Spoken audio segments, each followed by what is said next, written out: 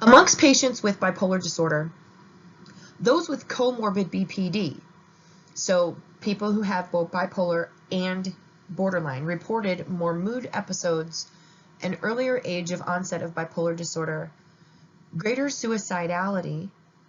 If you don't already know, then I will tell you that the mortality rate for borderline personality disorder is 10%. So 1 out of every 10 people who are diagnosed with borderline personality disorder takes their own lives. Greater hostility and a higher prevalence of substance abuse. So the main idea is that when you have bipolar disorder, life is rough. When you have borderline personality disorder, life is rough. When you have them both, life is a little more rough, it seems.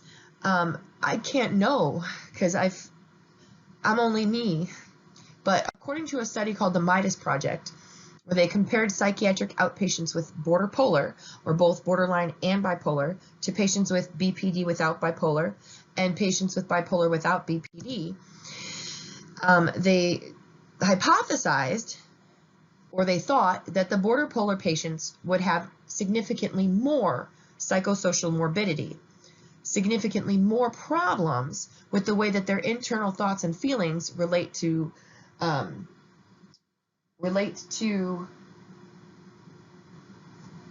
social factors. That's what psychosocial morbidity means. How your disorder or disease affects your social factors, and in this instance, the social factors are influenced by your individual thoughts and behaviors. That's what psychosocial has to do with. Morbidity is how a disease affects you.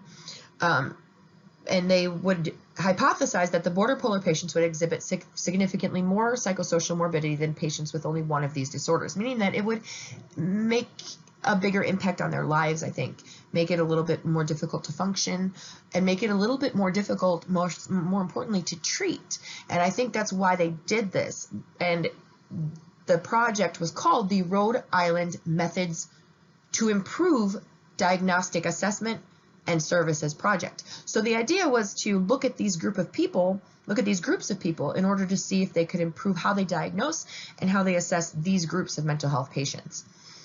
In this specific study, they had, if you see n equals 59 on the screen here, next to borderpolar, that means that there were 59 people in their study that had a dual diagnosis of borderline and bipolar. N equals 330 means they had 330 people in their study of people that had a diagnosis of borderline personality disorder without bipolar disorder, and n equals 128, meaning that they had 128 people in their study that had a diagnosis of bipolar disorder without borderline personality disorder. The results of the Midas project showed that significantly more patients with borderpolar had diagnoses of 3 or more Axis 1 disorders.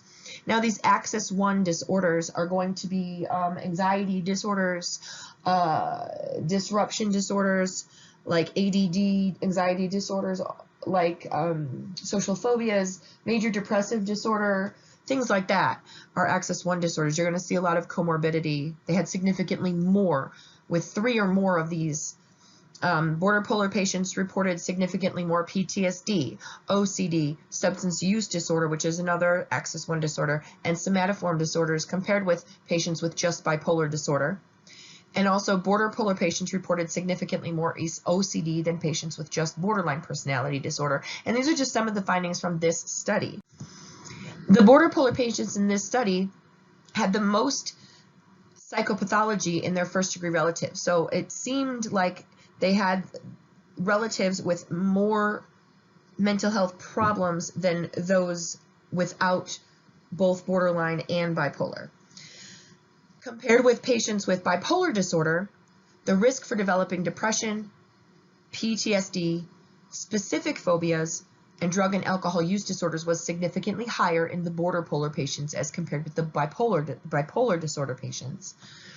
Compared with specifically the patients with borderline personality disorder, the borderpolar patients had higher risks for developing PTSD and drug and alcohol use disorder. Now, that's not that surprising.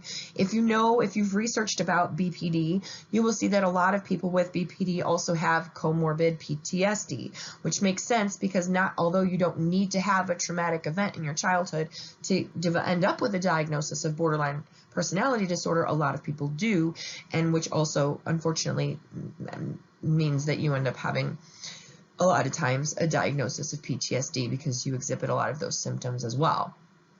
They've also found, if you read the book I Hate You, Don't Leave Me, Understanding Borderline Personality Disorder, they've found a strong correlation between people with impulsive disorders such as drug and alcohol use disorder and also eating disorders have a high correlation of diagnosis of BPD as well, borderline personality disorder. So all together in the Midas Project results were that the psychosocial morbidity, or the impact of the disease on the social aspects of life, was greatest in the borderpolar patients. And the borderpolar patients were more likely to receive disability benefits in those cases. Not saying that that is a rule for thumb, but this is what the Midas Project found. More results from the Midas Project were that the borderpolar patients reported more episodes of depression, more anger, more suicidal ideation, more childhood trauma, more chronic and persistent unemployment. I've actually looked into this, and one statistic I found is that 1/3 of people with borderline personality disorder are able to hold full-time jobs successfully. Impaired social functioning, history of suicide attempts, and psychiatric hospitalizations.